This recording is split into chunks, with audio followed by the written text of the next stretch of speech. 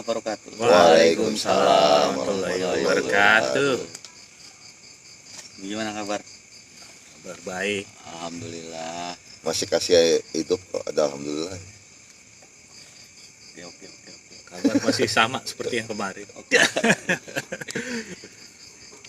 Ngapain kita di sini, Boy? Mancing, guys. Ya mancing mania nih gitu. Ntar kita ke Mancing. depan, mancing keributan. Betul. Mancing keributan. Jangan dah ketangkep. Repot urusan. Angkat satpol PP lagi. Nggak pakai masker. Tenang, ada mandraget. Bajunya S ya Kak, Samson.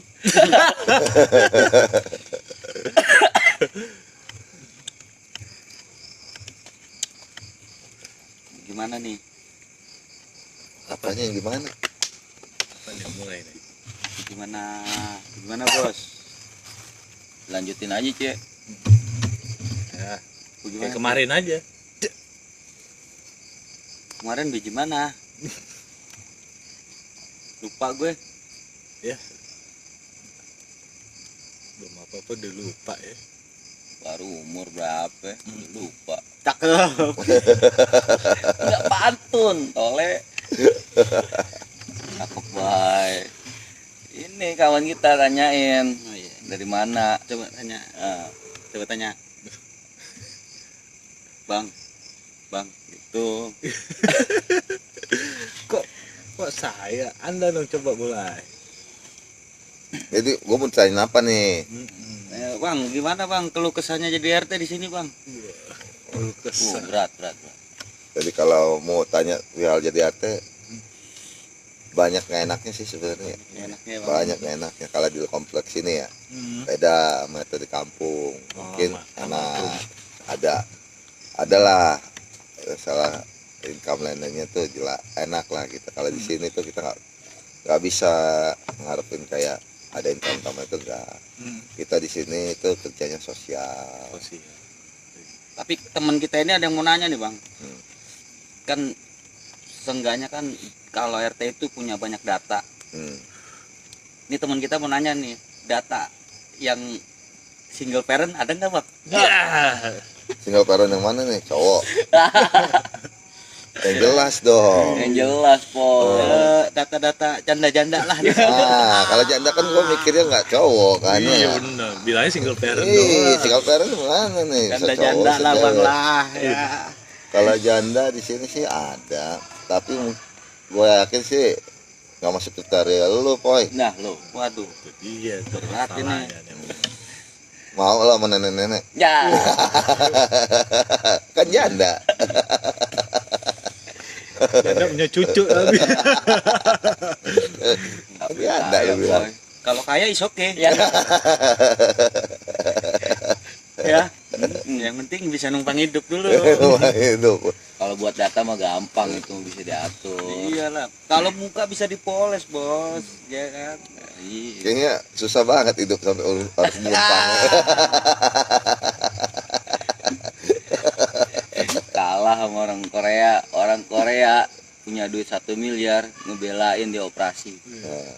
Kalau orang Indonesia ngebelain tuh dia beli rumah jadi ganteng, Nah, kaya bisa dia. jadi tuh. Kalau orang Korea kagak, penampilan yang dirubah sama beli yang bau-bau. Tapi untuk wilayah sini aman ya, Bang? Kalau kronologis amannya sih alhamdulillah ya. Kita sampai detik ini sih minimal tingkat kehilangan itu kecil lah ya. Kecuali kalau untuk kategori yang tingkat kehilangan yang misalnya kayak burung pernah. Makanya sekarang kita melakukan sistem di perumahan kita tuh sistem one gate namanya. Akses satu pintu. Oh iya. Untuk minimalisir risiko kehilangan. Tuh, tapi kalau kita banyak akses dulu ya potensi juga makin besar. Iya. Orang makin bebas masuk. Masuk sini juga Sampai ada saat sini ini ya harus tinggalin di komplek kita identitas. sih masih Iya. aman ya. Buat ini hitungan ketat juga sih. Ya biar kita ketat juga pengawasannya. Tapi kalau tambang Edi sih bisa kali ya. Bisa dicurigai. Itu dia maksudnya. Aku baru ingat. Baru ingat. Nggak ada salahnya kan mencurigakan. Enggak salah. soalnya nyaru mulu deh. Tergantung sikon. Iya, gantung sih. Mau jadi apa lo? Pemulung apa nih? Gue kayak bunglon berubah. Gue lagi nyaru nih jadi serse nih. Tarik ikan tuh kayaknya 4. Enggak, belum. Yakat piranha. Iya. Lu lihat dulu dong. Kali yang nyicipinnya yang kecil atau lu diemin itu gede lu katanya. Belum. Kali ini duyung dapet. Pakai itu protein yang punya Sandi nah. Nah, lu. Biar gede ikannya. Woi, ikannya langsung ini berjamaah ngantri. Iya. Langsung punya simbol.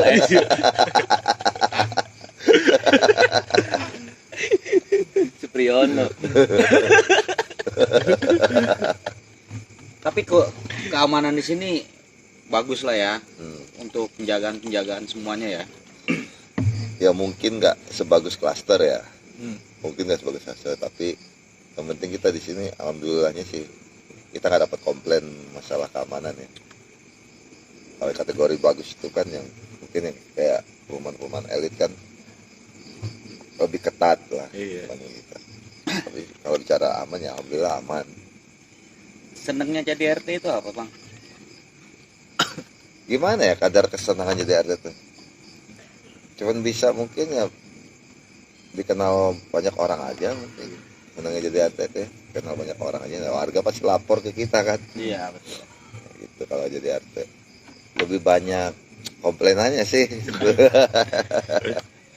Tidur lagi enak-enak di bangunan ya. Di bangunan, Iya, bangunin. Iya, Iya.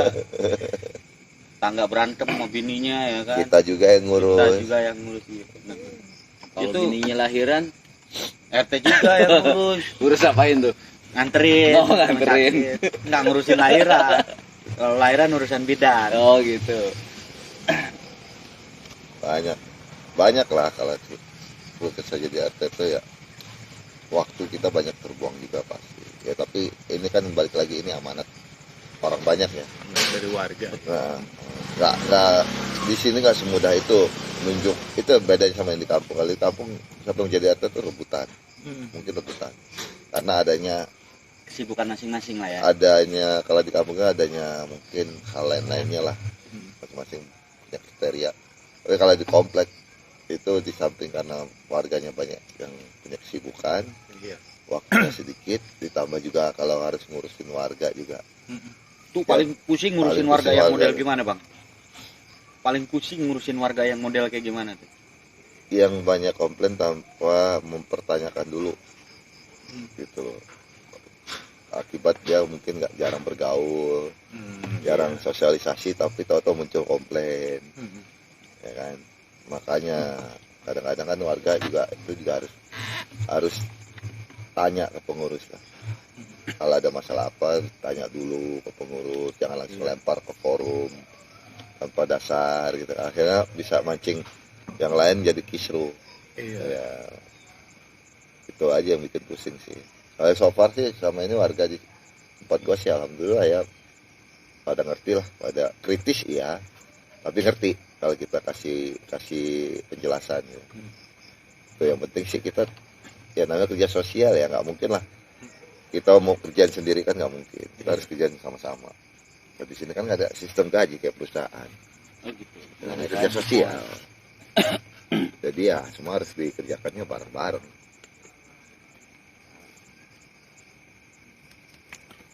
Oke.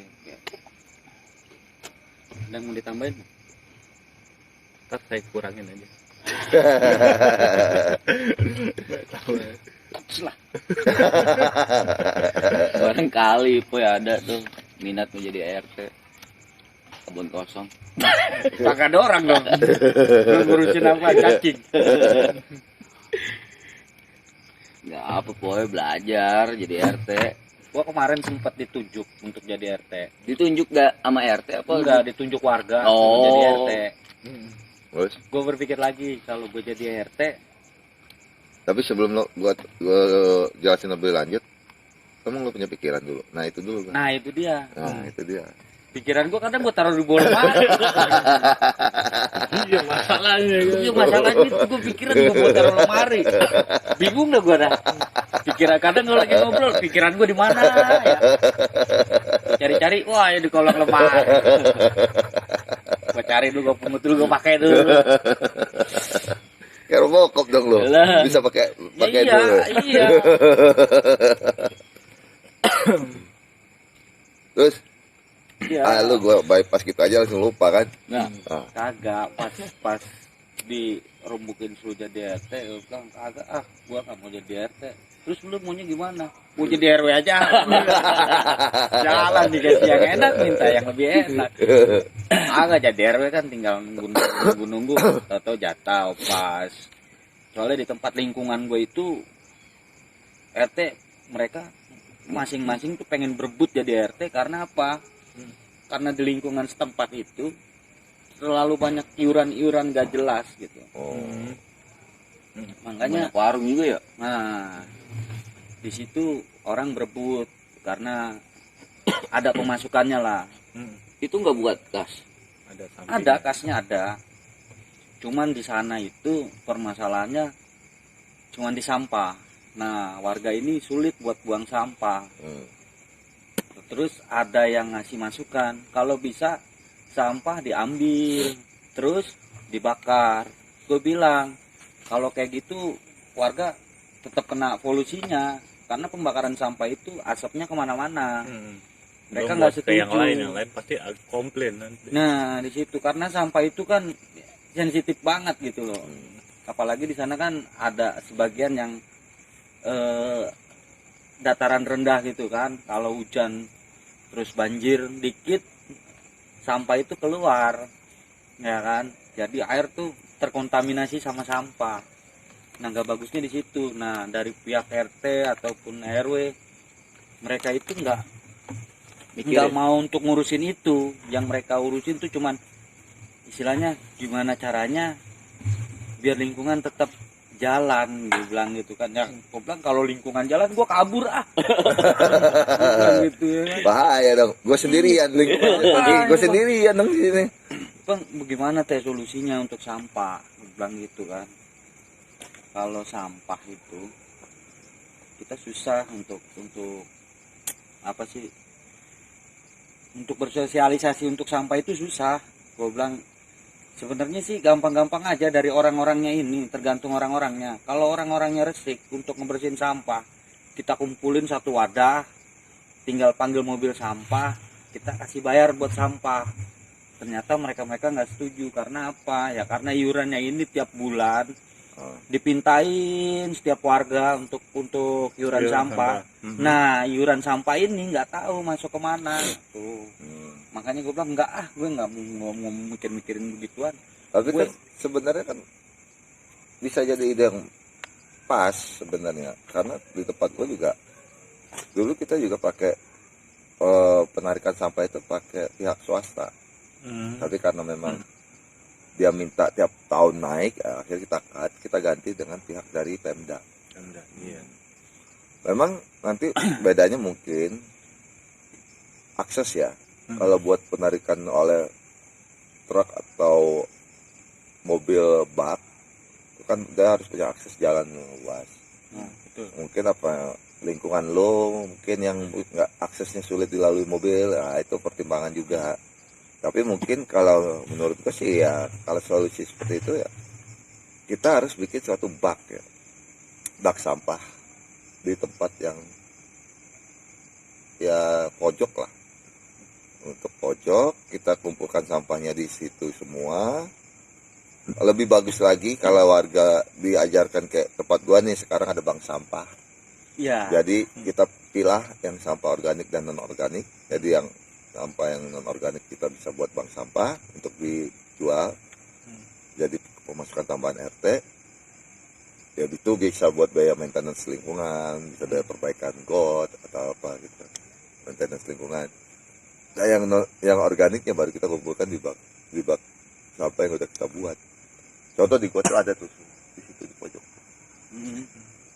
Jadi kalau misalnya ada sampah-sampah pohon, itu ya nggak mungkin diangkut sama tukang sampah. Akhirnya kita alihkan ke pojok. Nanti kita bakar pakai solar, gitu. Kita bakar pakai solar atau pakai oli, gitu. Jadi kalaupun Udah ada diolah asap, lagi gitu. enggak, kita hancurkan. Oh, dihancurin. Nah, kalau yang untuk bank sampah kita ada tuh di tengah di sebelah pos. Jadi warga di sini mulai diajarkan lah. Jadi ada manfaatnya ya. Ada manfaatnya. Terus kompensasi keluarganya apa? Keluarga jadi nabung di kita. Jadi kita hargai berapa nih botol-botol plastik yang plastik seperti ini, gitu yang bisa atau kayak duplex seperti ini. Kita kumpulin nanti dihargai. Karena apa? Kita juga jual lagi ke pengepul. Nah, artinya warga juga dapat income tambahan, ya kan? Tapi memang nilainya sih nggak terlalu besar, tapi diharapkan nanti bisa membantu lah dikit-dikit kan gitu. Artinya sampah dari warga itu juga bisa bernilai, ada duitnya gitu kan, walaupun nggak besar nilainya. Tapi kita kan bisa ngajarin warga untuk bisa memilah sampah. Minimal sampah yang organik itu menimbulkan polusi bisa diminimalisir kan gitu. Jadi satu dapat tambahan income, kedua juga pengurus juga enak karena kan ngurusin untuk pengangkutan sampah organik aja kan. Tapi untuk warga di sini oke-oke aja, setuju tuh ya untuk masalah sampah. Sampah memang kalau dari dulu sih kita udah pakai penarikan ya. Jadi iuran kita memang iuran sampah dan keamanan. Jadi penarikan itu ya kecuali bukannya nggak ada komplain ya. Pernah kita dikomplain masalah sampah yang lama diangkut, pernah. Nah, pasti warga nanya kenapa. Rupanya ada trouble di TPA Bantar Gerbangnya, aksesnya sulit. Terus juga lagi musim hujan atau ada longsor di Bantar Gerbangnya, tempat pembuangan sampah Bantar Gerbang. Makanya jadinya mobil truk sampah itu bisa nginep di sana. Tapi kita kasih penjelasan supaya apa? Supaya warga nggak komplain, supaya warga ngerti oh kenapa kita lama ditarik diangkut sampahnya. Iuran sebenarnya nggak ada masalah di kita, karena memang peruntukannya jelas, nggak ada masalah iuran di kita. Kemarin kita juga baru naik iuran juga nggak ada yang komplain kok, karena memang peruntukannya jelas. Biasanya ada aja tuh warga yang sengke, istilahnya ngomongin untuk masalah sampah. Sampah telat aja mereka pun nggak ngerti gitu akan istilahnya dia ada trouble di luar atau gimana untuk penarikan sampahnya ya kan. Kadang ada aja warga yang marah banget gitu ya kan untuk masalah sampah. Mungkin ada seperti itu, tapi itu kembali lagi. Makanya kita kan ngomong by data kan. Kita juga mesti konfirmasi juga ke tukang sampahnya yang menarik kan. Kenapa harusnya seminggu 2 kali, kenapa cuma sekali nih? Baru mereka kasih penjelasan. Terus kita cross check juga ke media-media kan, apa benar nih di sana ngantri, ternyata kan memang benar. Nah kalau udah by data kan warga kan ngerti. Kebetulan warga tempat gue juga kan orangnya kritis, nggak semudah itu menyampaikan juga. Kita harus by data juga. Tapi kalau udah kita kan itu udah di luar kemampuan kita sebagai pengurus. Masa kita mesti ngurusin mobil antrian sampah yang enggak juga kan? Kita juga punya kesibukan kan. Kita juga. Iya. Kalau warga yang kayak gitu masih ngotot, suruh jadi RT aja gitu. Kalau kita di sini simpel gitu, karena kita kan kerja sosial di sini, bukan digaji sama warga. Tapi gitu. untuk lingkungan di sini kalau untuk masalah banjir itu gimana bang? Nah kembali kalau untuk banjir, ini di belakang NTT Pade ada danau nih. Ini danau ini adalah fungsi penanggulangan banjir. Jadi semua air yang dari depan akan dicoba dialirkan kemari. Nanti dari sini itu kita udah siapkan pompa atas bawah, pompa diesel dan pompa listrik. Jadi semua pompa difungsikan untuk menyedot air yang di danau keluar ke sungai sebelah, supaya dibawa dari sungai sebelah ke hulunya sana tuh, ke arah Muara Gembong, Laut. laut. Tapi untuk sekarang ini kan udah terrealisasi nih ya, untuk masalah banjir. Kalau dulu banjir atau gimana tuh? Kalau justru perumahan kita nggak pernah banjir. Bebas banjir. Bebas banjir. Karena dulu ladang penyerapannya banyak. Tapi kan sekarang Summarecon sudah berdiri, otomatis kan mengurangi resapan air. Iya. Nah, tapi ini alhamdulillah dari dulu memang udah dicadangkan. Makanya ini diturap pun juga oleh pemerintah, bukan oleh Emang swadaya warga. desain dari Nah, awalnya udah dipikirin semua. udah dipikirin semua. Bagus gitu. Ada kan bangunan semua nggak Kalau bicara mikirin. dulu banjir 20 tahun yang lalu, kita perumahan kita paling aman dari banjir, jujur aja. Tapi karena mungkin sekarang resapannya udah mulai berkurang, jalanan jadi gampang tergenang, ya mungkin kita nyebutnya apa ya? Kalau banjir tuh pernah lah sesekali.